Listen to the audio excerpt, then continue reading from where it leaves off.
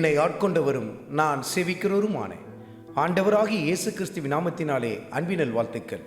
கிறிஸ்து இயேசுக்குள் மிகவும் பிரியமான அன்பு சகோதர சகோதரிகளே, அப்போஸ்தலனாகிய பவுல் கொரிந்திய சபையாருக்கு எழுதின முதல் நிருபத்தில் 15வது அதிகாரத்தில் 50வது வசனத்தில், சகோதரரே, நான் சொல்லுகிறது என்னவெனில், மாமிசமும் இரத்தமும் தேவனுடைய ராஜ்யத்தை சுதந்திரிக்க மாட்டாது, அழிவுள்ளது அழியாமையை சுதந்திரிப்பதும் இல்லை. இந்த மாமிசமும் இரத்தமும் எதை சுதந்திரித்து கொள்ளாதான்? தேவனுடைய ராஜ்யத்தை சுதந்திரித்து கொள்ளாது என்று சொல்லி வசனத்தில் எழுதப்பட்டிருக்கிறது. அப்படின்னு சொன்னால் என்ன அர்த்தம்? நம்ம பரலோகத்துக்கு போகும்போது இந்த சரீரத்தோடு கூட நம்ம போகிறது இல்லை. இந்த மாமிசமும் இந்த இரத்தமும் நமக்குள்ளே இருக்காது.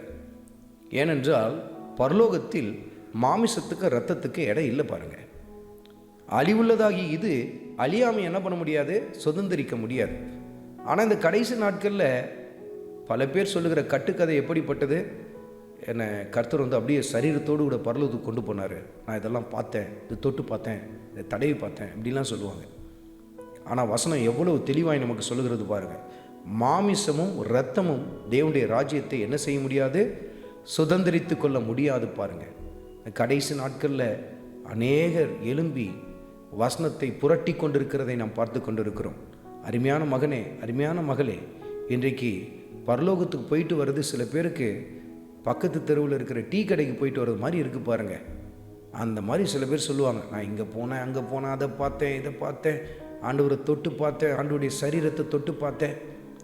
அவங்க சொல்லுகிற அந்த தரிசனங்கள் எல்லாம் வசனத்தோடு கூட ஒத்து போகிறதா என்பதை நிதானித்து பாருங்கள். இன்றைக்கு ஒரு கூட்டம் வஞ்சிக்கப்பட்டு கொண்டிருக்கிறது. ஏனென்றால் அவர்கள் வசனத்தை நேசிப்பதை விட வசனத்தை தவறுதலாய் பிரசங்கம் பண்ணுகிறவர்களை தான் அதிகமாய் நேசிக்க ஆரம்பிக்கிறார்கள்.